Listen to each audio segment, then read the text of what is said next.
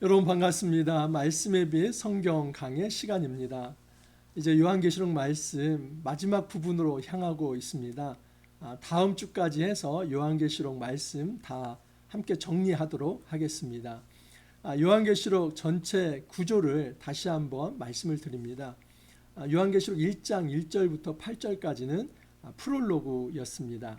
그리고 1장 9절에서 3장 21절은 서론부이고, 그리고 4장부터 16장까지는 본론부였죠. 특별히 4장에서 5장은 이제 본론부의 서론격인 천상의 어떤 하나님이 계신 보좌, 천상 교회를 이제 보여줬고, 그리고 본격적인 6장에서 16장이 심판 내용이었습니다. 이인 심판, 나팔 심판, 대접 심판, 그리고 각 심판에는 이 삽입본문들이 있었다 하는 거 말씀을 드렸습니다. 그래서 우리가 이제 16장까지 해서 본론부까지 다 마친 겁니다. 그리고 이제 오늘부터 살펴볼 말씀은 17장 이하인데, 17장 1절부터 22장 5절까지가 결론부입니다. 그리고 22장 6절에서 21절까지가 에필로그로 이제 요한계시록이 마무리가 됩니다. 17장 1절부터 22장 5절까지는 바벨론 심판, 두 짐승 심판, 또 용에 대한 심판, 용의 추종자들에 대한 심판으로 내용으로 구성되어 있습니다. 근데 여러분, 이것은 우리가 일곱 대접 심판에서도 살펴보았지만은 16장 12절 이하에서 용과 두 짐승과 바벨론 심판 내용이 잠깐 언급됩니다. 마치 드라마에서 어떤 마지막 예고편을 하나 던져주고 그것을 이제 다음화해서 이렇게 확대시키듯이 16장에서 용과 또 두 짐승 바벨론에 대한 심판 내용을 짤막짤막하게 언급해 놓고 그것을 확장시킨 것, 17장 1절부터 22장 5절까지 이제 그것을 확장시키고 어떻게 새하늘과 새 땅, 하나님의 나라가 이 땅에 임하는가를 마무리하는 것이 이제 요한계시록의 마지막 부분이다라고 볼 수 있습니다. 자, 이제 이 결론부의 첫 부분을 한번 다루는데, 요한계시록 17장 1절에서 18절입니다. 여러분, 이제 17장 1절부터 19장 10절은 바벨론 심판입니다. 그런데 이 17장에서 먼저 도대체 바벨론의 정체가 뭔가, 그리고 그 바벨론은 이제 여자로 의인화되는데 여자가 그 짐승을 타고 있습니다. 그래서 여자와 이 짐승의 관계가 어떤가, 이 정체를 알아야만 왜 이 바벨론 음녀가 심판을 받아야 하고 이 짐승이 왜 심판을 받아야 하는지 알 수 있습니다. 자, 한번 보겠습니다. 17장 1절 이하입니다. 또 일곱 대접을 가진 일곱 천사 중 하나가 와서 내게 말하여 이르되 이리로 오라, 많은 물 위에 앉은 큰 음녀가 받을 심판을 내게 보이리라. 그래서 여기 일곱 대접을 가진 일곱 천사, 저희도 말씀을 드렸지만 모든 심판에는 마지막 부분에 다음의 예고편으로 연결되는 소위 말하는 이 연결 부분, 문학적 연결고리, 이걸 조인트라고 합니다. 이 조인트의 연결고리가 있습니다. 그래서 17장 1절부터는 이제 최후의 심판을 좀 얘기하는데, 그 이전에 16장에 있는 일곱 대접을 가진 천사, 이 부분을 좀 하나의 어떤 공통적인 것으로 이제 조인트를 시키고 있습니다. 또 일곱 대접을 가진 일곱 천사 중 하나가 이제 요한에게 얘기를 하는 겁니다. 오라, 많은 물 위에 앉은 큰 음녀가 받을 심판을 내게 보이리라. 여기 보면 음녀가 심판을 받는다고 합니다. 그래서 여기 여자가 나오는데, 요한계시록에서 여러 여자가 많이 나오죠. 특별히 여러분 12장에 보면 이 여자는 정결한 여인입니다. 교회를 상징한다고 했죠. 그리고 사탄 용에게 괴롭힘을 당하는, 그러나 광야에서 하나님의 양육을 받는 존재가 이 교회로서의 여자입니다. 그리고 이 이미지가 21장으로 넘어가면 거기에 새 예루살렘을 또 이제 어린 양의 신부로 표현을 합니다. 그래서 여인이죠. 그래서 이 땅의 교회가 여자로서 정결한 신부로 이렇게 표현이 되는 겁니다. 자, 이 한 부류가 있고, 지금 오늘 본문에 나와 있는 이 음녀는 악한 여인입니다. 그래서 이것은 이 큰 성 바벨론을 의인화시킨 것인데 음녀라고 표현을 합니다. 아주 음행을 행하는 여인으로 표현됩니다. 그래서 이 큰 성 바벨론, 이 음녀는 심판을 받을 것이다. 자, 그런데 큰 성 바벨론 음녀가 많은 물 위에 앉아 있다. 이게 도대체 무슨 말인가? 많은 물 위에 앉아 있다. 그 물의 실체는 무엇인가? 거기에 대해서 15절에 보면 이렇게 해설을 합니다. 또 천사가 내게 말하되 내가 본 바 음녀가 앉아 있는 물은 백성과 무리와 열국과 방언들이냐. 그러니까 여기 보면 많은 물은 누구를 의미합니까? 백성, 무리, 열국, 방언들. 다시 말해서 지금 그 음녀가 어디 위에 앉아 있냐면 백성과 무리와 열국과 방언들 위에 앉아 있다. 그러니까 이것은 이 여인이 그 많은 사람들, 많은 국가들 위에서 군림하는 존재다 하는 것을 알 수 있죠. 그러면 이 음녀가 도대체 어떤 존재인가? 거기에 대해서 이런 얘기를 합니다. 5절을 보면 그의 이마에 이름이 기록되었으니 비밀이라 큰 바벨론이라. 그러니까 이 음녀의 이마에 이 기록되어 있는데 그 음녀의 이름이 기록된 겁니다. 뭐라고 기록되어 있냐면 큰 바벨론. 그래서 이 음녀의 실체는 바벨론이라고 할 수 있습니다. 큰 바벨론. 큰을 이제 굉장히 크다 한 것을 앞에 수식을 붙인 것은 제국을 의미하는 겁니다. 여기에 큰 바벨론은 로마 제국을 상징하는 것이죠. 그래서 이 음녀는 지금 로마 제국을 상징하는 겁니다. 이렇게 규정을 지어합니다. 요한계시록은 이 코드를 좀 잘 아셔야 하는데 여기서 말하는 여자라고 하는 정체가 무엇인가? 이것은 큰 바벨론인데 이 큰 바벨론은 그 당시에 로마 제국을 상징하고 있다라고 볼 수 있습니다. 땅의 음녀들과 가증한 것들의 어미라. 그러니까 이 음녀들이 한둘이 아니죠. 땅의 음녀들은 이 큰 바벨론이 로마 제국이라고 한다면 나머지의 봉신 국가들, 이제 로마에 부역하는 나머지의 봉신 국가들, 그들도 음녀들 있죠. 그래서 로마 체제하에서 이 악의 어떤 세력들 전체가 심판의 대상이다라고 볼 수 있습니다. 자, 2절 이하를 보면 땅의 임금들도 그와 더불어 음행하였고 땅에 사는 자들도 그의 음행에 포도주에 취하였다 하고, 그래서 이 음녀 바벨론이 하는 것은 뭐냐면 땅에 사는 자들과 함께 더불어 음행하는 것입니다.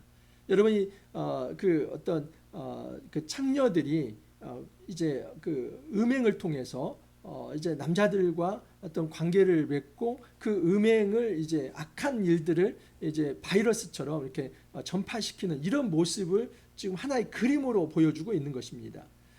큰 성 바벨론, 이것이 하나의 음녀와 같다는 겁니다. 몸파는 이 여인과 같아서 전 세상을 음행으로, 이제 악한 음행으로 이제 뒤덮고 있다 하는 것이죠. 자, 그런데 거기에 보면은 음행의 포도주에 취했다 하는 것은 이 어떤 육체적 쾌락에 취했다라고 볼 수도 있지만은 여기에 대한 좀 설명이 있습니다. 그 뭐냐면 6절을 보면 또 내가 보매 이 여자가 성도들의 피와 예수의 증인들의 피에 취한지라 내가 그 여자를 보고 놀랍게 여기고 크게 놀랍게 여기니. 그러니까 취하는데 6절에서는 무엇에 취합니까? 성도들의 피, 예수의 증인들의 피에 취했다. 그런데 이것을 2절에서는 음행의 포도주에 취했다.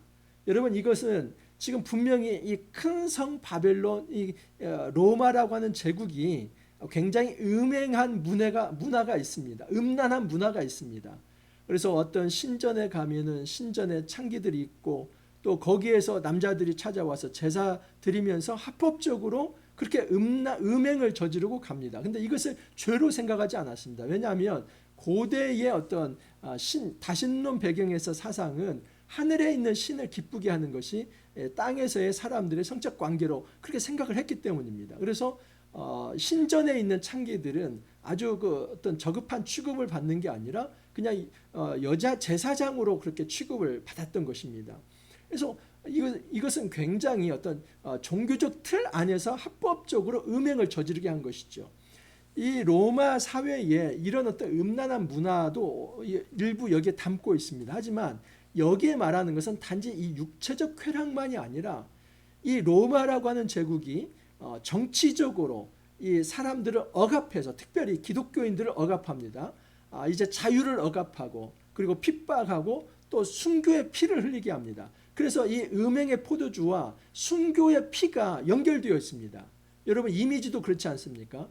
음행의 포도주의 색깔이 뭡니까? 붉은색이죠. 포도주도 색깔이 어떻습니까? 붉은색이죠. 그래서 포도주에 취하는 것과 그 다음에 성도들의 피에 취하는 것을 문학적으로 연결시킵니다. 소위 이런 것입니다. 지금 로마 제국에 있는 이 사람들, 그들이 어떤 군림하는 자들은 육체적인 음란함에 취하고 또 이 정치적인 핍박과 어떤 군림, 다스림, 통치, 억압, 이 억압적 통치, 여기에 취해서 이 취해서 그 어떤 반대에 있는 많은 사람들, 많은 그리스도인들, 많은 백성들, 많은 생명들은 오히려 핍박을 당하고 순교를 당하고 또 무고한 피를 흘리고 있다 하는 사실입니다. 여러분, 이것이 바로 바벨론과 같은 제국의 현실이죠. 오늘날 제가 저는 이제 반공주의자는 아닙니다. 하지만 북한 사회를 제가 굉장히 이제 비판을 합니다. 왜냐하면 이것은 어떤 국가라고 보기에는 제가 말할 수 없습니다. 이건 국가가 아닙니다. 왜냐하면 3대 세습이 되지 않습니까?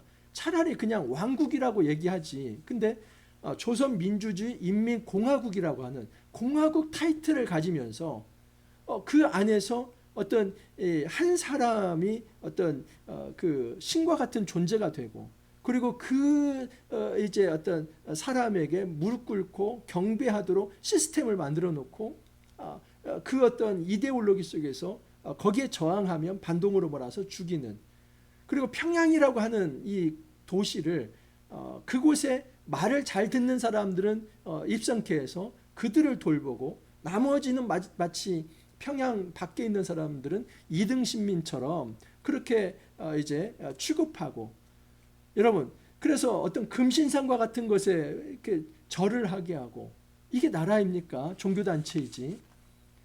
그래서 몇몇의 이 3대 세습을 하는 몇몇의 사람들, 그리고 거기에 부역하는 사람들, 그 이데올로기를 만들어내는 사람들, 그 사람들이 지배하고 무고한 피를 흘리고 그러면서 음행의 포도주에 빠지는데, 다른 한 측면에서 보면 무고한 많은 이 백성들이 너무나 신음하고 있고 그리고 아파하고 있지 않습니까?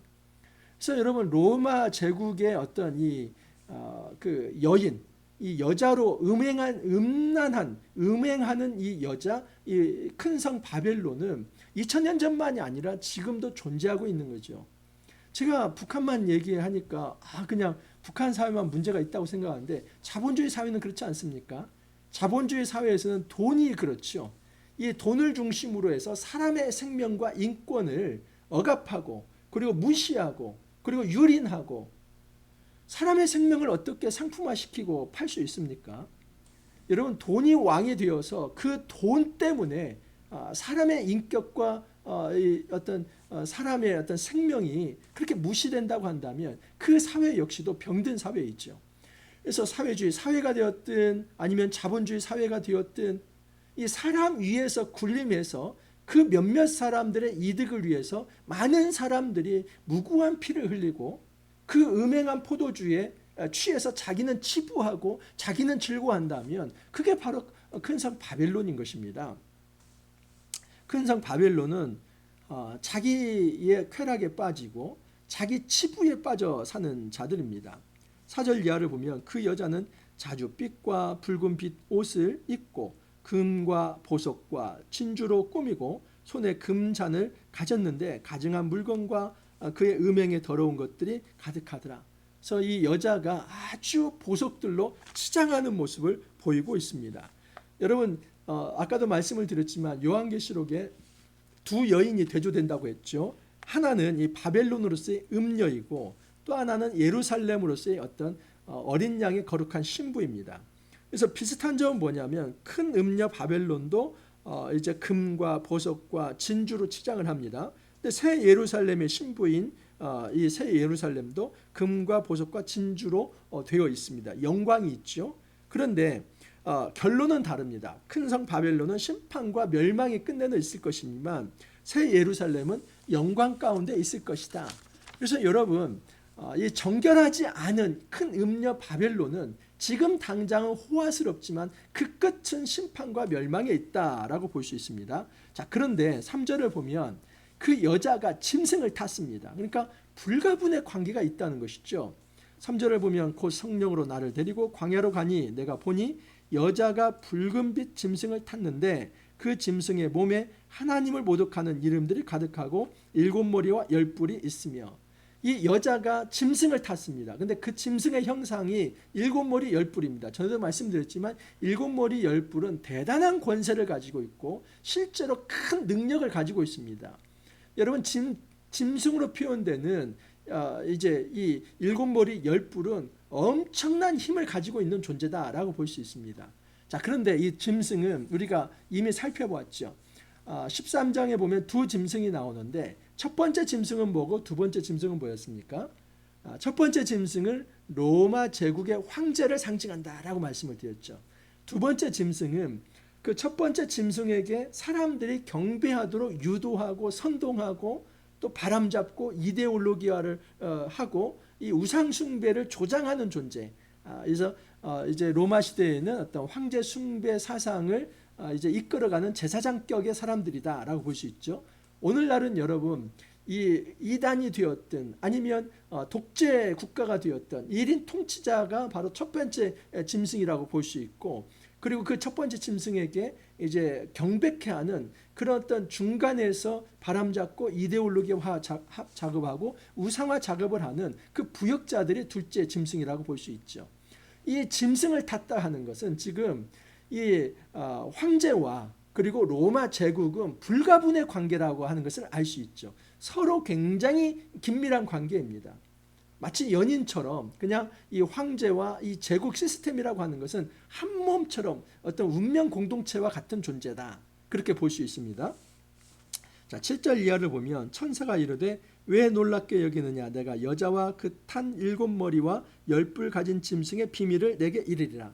이제 요한이 이 모습을 보고 굉장히 두려워하고 또 놀라워합니다. 그리고 도대체 이게 뭘까 생각합니다. 여기에 대해서 천사가 설명을 해주는 겁니다.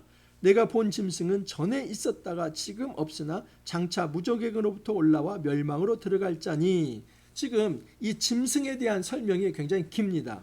지금은 없으나, 그러니까 전에는 있었다는 겁니다. 전에는 있었지만 지금은 없으나 장차 무저갱으로부터 올라와서 또 있을 자다. 그러니까 전에는 있었고 지금은 없고 앞으로는 있을 자다. 이게 뭔가 여러분 이거 제가 설명을 해드립니다. 자, 그런데 대조되는 게 있는데 일단 대조가 됩니다. 1장 8절에 보면은 주 하나님이 이르시되 나는 알파와 오메가라, 이제도 있고 전에도 있었고 장차 올 자요 전능한 자라 하시더라. 이 예수님은 어떻습니까? 전에도 있었고 현재도 있고 앞으로도 있을 분입니다. 그런데 여기 이 짐승은 전에는 있었지만 지금은 없고 앞으로는 있겠다. 여러분 이것은 무저갱과 연결되는 부분인데, 이 무저갱이라고 하는 것은 어떤 사단의 집이라고도 말할 수 있고 그런 의미에서는 이제 처소라고 볼 수 있고, 또 하나는 하나님께서 하늘에서 땅으로 이제 사단을 내쫓으면서 그 사단을 가두는 감옥과 같은 곳이 또 무저갱입니다. 그래서 무저갱은 이 사단의 처소와 감옥이라고 하는 두 가지 의미가 다 담겨 있습니다. 근데 거기에 보면은 이 짐승이 그 무저갱으로부터 올라온다, 이 부분입니다. 여러분 여기에 대해서 이제 20장 1절에 3절과 연결되는데 이것은 이제 연결된 부분입니다. 20장 1절 3절을 보면 또 내가 보매 천사가 무저갱의 열쇠와 큰 쇠사슬을 그의 손에 가지고 하늘로부터 내려와서 용을 잡으니 곧 옅뱀이요 마귀요 사탄이라 잡아서 1000년 동안 결박하여. 이 용을 1000년 동안 결박해서 무저갱에 가두는 겁니다. 무저갱에 던져 넣어 잠그고 그 위에 임봉하여 1000년이 차도록 다시는 만국을 미혹하지 못하게 하였는데 그 후에는 반드시 잠깐 놓이리라. 이 무저갱에 갇혔지만 잠시 후에 놓일 것이다. 근데 제가 여기에 대해서 무저갱에 갇힌다고 하는 것은 이 감옥과 같은 어떤 초점을 맞춘 것이지만은 사실은 이 무저갱이라고 하는 것은 사탄이 거하는 처소와 같은 곳이기 때문에 지금 하늘로부터 땅으로 내려 꽂은, 그래서 하늘로부터 땅으로 내쫓긴 이 상황을 무저갱에 갇혔다 하는 이것으로 상징적으로 표현하는 것이다 말씀을 드렸습니다. 하지만 이것 자체가 사단이 아무 활동도 할 수 없다 이걸 말하는 것은 아닙니다.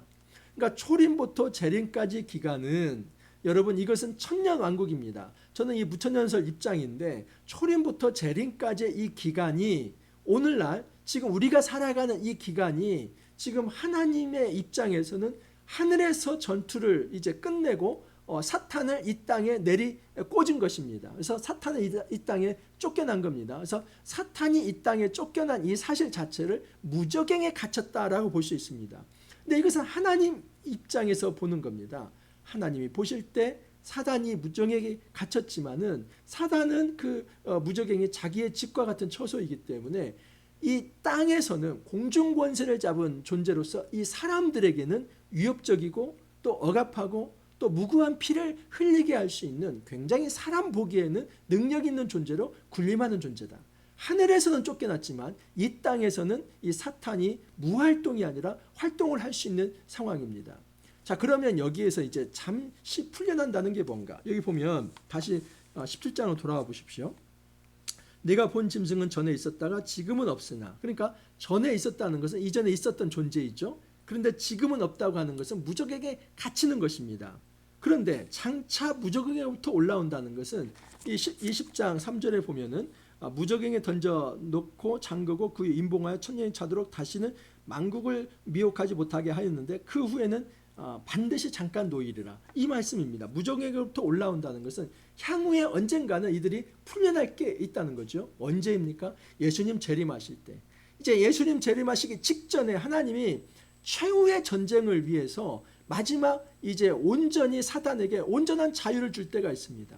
그래서 그때 사단은 모든 악을 다 직결시킵니다. 그러니까 그때는 선과 악이 분명하게 구별이 됩니다. 그래서 악한 자들은 다 사단에게 줄을 섭니다. 그래서 사탄에게 줄을 선 모든 자들이 다 직결을 하고 최후의 일전을 남겨놓습니다. 이게 최후의 이제 심판 전쟁이죠. 이 아마겟돈 전쟁입니다. 그 심판 전쟁을 통해서 사탄과 사단의 부역자들 그리고 사단에 속한 모든 악의 세력이 불과 유황못에 빠진다는 것이 이제 20장 이하의 말씀입니다. 그래서 여기에 보면은 이 짐승이 전에는 있었다가 그러나 지금은 없다고 하는 것은 없는 듯하다는 거죠. 무적에게 갇혔습니다. 그러나 미래에는 무적에게로부터 올라와 멸망으로 들어갈 자. 그래서 잠시 풀려나지만 그의 종국의 상태는 멸망이 될 것이다 라고 얘기하는 겁니다. 자, 땅에 사는 자들, 이 땅에 사는 자들은 회개하지 않는 자들이고 그리고 사탄에게 부역하는 자들이고 사탄에게 무릎을 꿇는 자들입니다. 땅에 사는 자들로서 창세 이후로 그 이름이 생명책에 기록되지 못한 자들, 이 땅에 사는 자들은 생명책에 기록되지 못한 자들이죠. 그래서 지금 우리처럼 지금 땅에 사는 자들, 이걸 말하는 게 아니라 여기 이 요한계시록에서 땅에 산다고 하는 것은 하늘과 대조가 되는 겁니다. 그러니까 하나님을 믿지 않고 예수님을 마음에 영접하지 않는 자들을 이제 문학적 표현으로 땅에 사는 자들이라고 하는데, 그들은 이퀄 뭐냐면 생명책에 기록되지 않은 자들. 그들은 항상 놀라워합니다. 이 짐승과 용의 능력에 놀라워합니다. 근데 한 번 더 놀라워할 것입니다. 그들이 믿었던 그들이 이제 불과 유황못에 빠지게 되면 또 놀라게 될 것입니다. 장차 나올 짐승을 보고 놀랍게 여기리라. 지혜 있는 뜻이 여기 있으니 그 일곱 머리는 여자가 앉은 일곱 산이요. 여러분, 여기 여자가 누구라고 말씀을 드렸습니까? 제국이죠. 근데 짐승 위에 앉았다고 하는데 일곱 머리 열 뿔이라고 하지 않습니까? 근데 일곱 머리는 일곱 산이다. 그러니까 이 제국이 존재할 수 있는 거처와 같은 곳이 바로 두 짐승이라고 볼 수 있습니다. 일곱 왕이라 다섯 왕은 망하였고 하나는 있고 다른 하나는 아직 이르지 아니하였으나 이르면 반드시 잠시 동안 머무리라. 이 짐승은 로마 황제라고 말씀을 드렸는데, 여러분, 로마 황제 중에서 예를 들어서 율리우스 시저, 또 칼리골라, 갈바, 도미티안, 이 사람들은 칼로 죽임을 당합니다. 암살을 당하죠. 그리고 클라우디우스, 네로 같은 사람은 클라우디우스는 이제 독살을 당하게 되고 네로와 오토는 이제 나중에 이제 자살을 하게 됩니다. 이런 식으로 지금 그 당시에 로마 시대에 있는 이 왕들이 그렇게 비운의 어떤 죽음, 비운의 어떤 최후의 죽음을 맞이한 것을 얘기합니다. 근데 여기 보면 여덟째 왕이 이제 나오는 겁니다. 11절에 보면 전에 있었다가 지금 없어진 짐승은 여덟째 왕이니, 그러니까 전에 없어졌는데 지금은 있게 되는. 근데 전에도 말씀을 드렸지만 여러분, 이제 네로가 전설이 있습니다. 네로가 분명히 자살해서 죽었는데 많은 사람들은 네로는 죽지 않았다. 네로가 죽은 것 같지만 그는 살아 있어서 동방의 파르티아의 제국으로 넘어갔고 장차 이 파르티아 제국의 군대를 이끌고 와서 이 로마를 무찌를 것이다. 그래서 로마가 자기를 그렇게 죽이려 하고 또 거기에 대한 안갚은 복수를 이 네로가 파르티아 군대를 통해서 할 것이다. 이 전설이 있지 않습니까? 그 전설에 입각해서 지금은 전에는 있었다가 지금은 없어진 짐승은 여덟째 왕이라 이 네로를 상징하는 것입니다. 일곱 중에 속한 자라 그가 멸망으로 들어가리라. 하지만 그의 결국은 멸망이라고 얘기합니다. 내가 보던 열뿔은 열왕이니 이 열뿔은 열왕이라고 하는 것은 지금 일곱 머리 열뿔 이 짐승이 이제 이 황제이고 황제들이라고 볼 수 있는데 이들이 이제 권세가 어느 정도 크냐면 그 황제에 부역하는 봉신 국가들의 왕들이 있고 그들과 한 몸처럼 움직인다. 이것이 용의 실체다. 아니 짐승의 실체다는 거죠. 그래서 이제 계급으로 놓고 보면 용이 제일 위에 있습니다. 사탄. 그리고 용이 부리는 존재가 두 짐승입니다. 첫 번째 짐승은 황제이고 두 번째 짐승은 그 첫 번째 짐승을 위해서 우상 숭배와 작업을 하는 부역자들이라고 합니다. 그래서 전체 이 어떤 로마 제국 안에 악의 시스템과 제도 전체를 이 짐승들이라고 볼 수 있고 그 짐승의 이 권세를 일곱 머리 열뿔로 얘기하는데 실제 존재하는 황제들과 또 봉신 국가들의 왕들과 그의 악의 시스템과 제도들을 다 총망라한 것이다라고 볼 수 있습니다. 하지만 그들의 권세는 한계가 있습니다. 다만 짐승과 더불어 임금처럼 한동안 권세를 받으리라. 여러분 한동안이라고 하는 것은 잠시 동안 우리가 예수님의 초림부터 재림사를 사는 이 종말의 시대를 살아가는 존재입니다. 이 시대에는 이 짐승들이 활개를 치죠. 하지만 한동안입니다. 한동안이라고 하는 것은 그들의 권세가 무한하지는 않을 것이다. 그리고 이 환란의 시간도 무한하지는 않다는 것을 말씀을 합니다. 그들이 한 뜻을 가지고 자기의 능력과 권세를 짐승에게 주더라. 그들이 어린 양과 더불어 싸우려니와 어린 양은 만주의 주시요 만왕의 왕이심으로 그들을 이기실 터이요. 그래서 어린 양과 싸운다고 해서 적그리스도, 대적하는 그리스도라고 해서 적그리스도입니다. 그래서 이 예수 그리스도를 믿어야 하는데 예수와 대적하는 존재가 바로 적그리스도죠. 그래서 지금 성경이 쓰여졌던 이 시대에는 바로 네로와 같은 존재, 로마 제국이 적그리스도로서 활동을 한 겁니다. 그러면 오늘날은 어떻습니까? 여러분 이단의 교주와 같은 자들이 적그리스도 있죠. 또 여러분 북한 사회 같이 그런 어떤 1인 1극 체제에서 많은 사람들이 그 사람을 신격화해서 많은 사람들의 무고한 피를 흘리는 것, 이거 역시도 적그리스도라고 볼 수 있습니다. 자본주의 사회에서도 돈이 왕이 되어서 그 돈에 굴종하면서 많은 사람들의 생명을 유린한다면 그것도 역시 적그리스도 있죠. 적그리스도는 다양한 형태로 우리에게 다가올 수 있습니다. 종교적으로 또 음란함으로 또는 어떤 정치 어떤 제도적으로 이제 하나님의 백성의 영혼을 유린하고 훔쳐가는 모든 자들, 이들이 바로 적그리스도라고 볼 수 있습니다. 그들이 예수님과 싸우기 위해서 설 것이지만 예수님이 반드시 그들을 이기실 것이다 라고 말씀을 합니다. 자, 15절 이하에서 이제 이 음녀 바벨론이 어떻게 패망할 것인지 먼저 그림을 그려줍니다. 또 천사가 내게 말하되 내가 본 바 음녀가 앉아 있는 물은 백성과 무리와 열국과 방언들이니라. 아까 말씀을 드렸습니다. 이 음녀 바벨론 제국이 다른 어떤 많은 세상의 백성들, 사람들 위해서 군림하며 억압의 통치를 했다는 겁니다. 내가 본 바 이 열불과 짐승은 음녀를 미워하여 망하게 하고 벗어나게 하고 벌거벗게 하고 그의 살을 벗고 불로 사르니라. 재밌지 않습니까? 이 여자가 뭘 탔습니까? 짐승을 탔지 않습니까? 자, 그런데 보면은 여기에 보면은 이 열불과 짐승이 누구를 미워합니까? 음녀를 미워합니다. 이게 아주 아이러니 있죠. 분명히 앞에서는 이 여자, 이 음녀가 이 열불, 일곱 머리 열불을 가진 그 짐승을 탔다고 했는데, 그러면 불가분에 서로 정말 뗄래야 뗄 수 없는 한 몸과 같은 존재라고 했는데, 지금 이 열불 가진 이 짐승이 이제 음녀를 미워하고 그를 친다고 하는 것이죠. 그러니까 여러분 악의 제국은 자기 파괴적이라고 하는 것을 알 수 있습니다. 결코 악한 자들은 신의를 가지고 나에게 누군가를 충성했기 때문에 그 자를 끝까지 의리를 가지고 보호해 주는 거 없습니다. 여러분 조폭이 그러지 않습니까? 여러분 겉으로는 의리가 있는 것 같지만 결코 의리가 있지 않습니다. 나중에 어떤 이제 결정적인 상황에서는 서로 배신하고 그리고 죽이는 것이 조폭 사회이지 않습니까? 마찬가지입니다. 이 악한 사회에서는 이 악한 이 짐승, 이 제국이 이 음녀 황제와 불가분의 관계인 것처럼 보지만 어떤 순간에 가서는 서로 대적하며 죽인다는 겁니다. 이런 로마의 어떤 전설 네로를 지금 염두에 두고 하는 겁니다.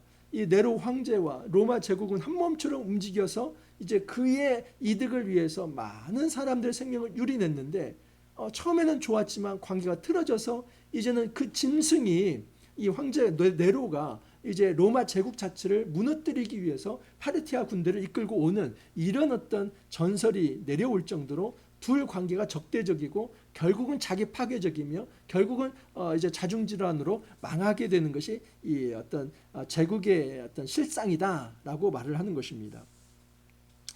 자, 2절 17절 이하를 보면 이는 하나님이 자기 뜻대로 할 마음을 그들에게 주사 한 뜻을 이루게 하시고 그들의 나라를 그 짐승에게 주게 하시되 하나님의 말씀이 응하기까지 하시니라. 여러분, 악한 자들이 자기 파괴적으로 서로를 파괴하면서 망하게 하는 것. 근데 이 모든 것이 하나님의 뜻 안에 있다는 겁니다. 이게 중요합니다. 하나님이 자기 뜻대로 할 마음을 그들에게 주사 한 뜻을 이루게 하시고, 다시 말해서 하나님의 목적대로 역사가 움직인다는 겁니다. 우리는 악한 자들이 치고받고 싸우면서 자중질환하면서 자멸하는 모습을 보면서 악한 자들이니까 그럴 수 있지, 이게 아니라 배후에서 역사하시는 보이지 않는 하나님의 손, 하나님의 통치 아래에서 이 모든 일이 일어납니다. 여러분, 하나님은 이런 방식으로 악한 자들을 심판합니다. 때론 하나님께서 그 악한 자들의 마음을 요동치게 해서 결국은 그 악한 자들이 서로 자중질환하고 서로 싸우게 해서 서로 자기 파괴적으로 망하게 하시는 것. 그러나 그것을 통해서 결국 이 악을 진멸하고 또 정의를 바로 세우시는 하나님의 뜻을 구현하는 이 일을 하나님이 하신다 하는 사실입니다. 또 내가 본 그 여자는 땅의 왕들을 다스리는 큰 성이라. 여러분, 이 큰 성 바벨론, 항상 큰이라는 말을 붙입니다. 그만큼 제국은 큽니다. 권세가 큽니다. 힘이 큽니다. 권력이 큽니다. 여러분, 억압하는 이 세기가 큽니다. 그래서 여러분, 이 큰 성 바벨론, 이 제국의 많은 사람들이 영혼을 팔아버리고 굴종하며 무릎 꿇지 않습니까? 그런데 우리 기독교인들은 그럴 수 없습니다. 돈의 제국에, 어떤 이 정치적 제국에, 그리고 악의 제국에, 생명을 유린하는 모든 그 어떤 시스템에 우리가 무릎 꿇을 수 없습니다. 우리는 말씀의 사람, 하나님의 사람이기 때문에 그것을 단호히 거부하고 오히려 정말 하나님의 말씀으로 통치하는 하나님 나라가 무엇인지를 보여줘야 할 존재입니다. 여러분, 큰 성 바벨론에 기죽지 말기를 바랍니다. 이 땅의 제국들에 기죽지 말기를 바랍니다. 오늘 하루를 여러분, 그런 어떤 크다 하는 것 때문에 내 영혼을 정말 양심의 가책 없이 팔아먹지 않기를 바랍니다. 우리는 그렇게 우리 양심을 팔아먹을 수 없습니다. 여러분, 우리 기독교적 양심을 가졌다 하는 것은 그 어떤 고난과 유혹과 억압과 이 환난의 시대에도 오직 예수 믿겠다는 그 믿음을 포기하지 않는 것이 이 양심의 그 정말 하나님이 주시는 양심에 따라 살아가는 것입니다. 최소한의 하나님이 우리에게 주신 양심, 그것은 예수 믿게 하는 것입니다. 정말 우리가 예수를 벗어나려고 할 때 마음에 이제 양심의 거리낌이 있지 않습니까? 그 좋은 신호입니다. 그렇다면 무릎 꿇으면 됩니다. 성령을 의지하면서 다시 말씀으로 돌아오면 됩니다. 여러분, 이 큰 성 바벨론, 정말 하나님을 떠난 이 악의 제국은 반드시 멸망한다는 것을 우리가 기억하면서 그 악의 제국에 부역하거나 그 악의 제국에 우리의 몸의 영혼을 팔아먹는 그런 어떤 비겁하고 또는 불신의 삶을 살아가지 않기를 바랍니다. 오히려 그럴 때마다 더욱더 힘을 내어서 주 앞에 무릎 꿇기를 바라고 오직 하나님만을 왕으로 모시기를 바라며 주의 말씀의 통치를 받으며 살아갈 수 있기를 간절히 소망합니다. 기도합니다. 주님, 감사합니다. 이제 요한계시록 말씀 본론부를 마치고 또 결론부 첫 시간을 맞이했습니다. 특별히 큰 성 바벨론이 음녀라고 하는 사실, 그리고 그 음녀와 이 짐승으로 대변되는 황제는 불가분에 떨어질 수 없는 존재라고 하는 사실, 그래서 이 땅의 황제와 제국과 또 봉신 국가들로 이루어진 그 악의 제국이 정말 하나의 시스템처럼 돌아간다는 것, 정말 그들이 그러나 아무리 크다 할지라도 하나님께서 반드시 그들을 진멸하시고 심판하신다는 메시지를 저희들에게 주셨습니다. 주님, 우리가 이 땅을 살아가면서 제국의 틀 안에 있습니다. 이 땅에 거하기 때문입니다. 하지만 그 제국이 주는 유혹과 또 제국이 주는 평안과 안위와 또 제국이 주는 그 어떤 핍박 가운데서 우리의 영혼을 정말 팔아먹지 않기를 원합니다. 주님, 정말 하나님이 우리에게 주신 성령에 주신 양심이 있다면 그럴수록 더 하나님 앞에 무릎 꿇고 기도할 수 있게 해주시고 예수 안에서 승리할 수 있게 해주시고 말씀으로 승리할 수 있게 해주시고 우리가 적그리스도를 정말 말씀으로 대적하여서 주 안에서 진정 예수 그리스도를 마음에 모시고 성령 안에서 날마다 승리를 경험할 수 있도록 은혜 더하여 주옵소서. 주님 감사하옵고 예수님 이름으로 기도합나이다. 아멘. 여러분, 우리 삶 속에서 하나님의 나라가 임하길 바랍니다. 큰 성 음녀 바벨론의 나라를 이제 몰아내고 우리가 하나님의 나라가 임하게 하여서 오직 하나님의 영광을 높이며 찬양하며 하나님 주시는 승리를 날마다 체험하며 살아갈 수 있기를 바랍니다. 여러분 주말 잘 보내시고 월요일 날 다시 찾아뵙도록 하겠습니다.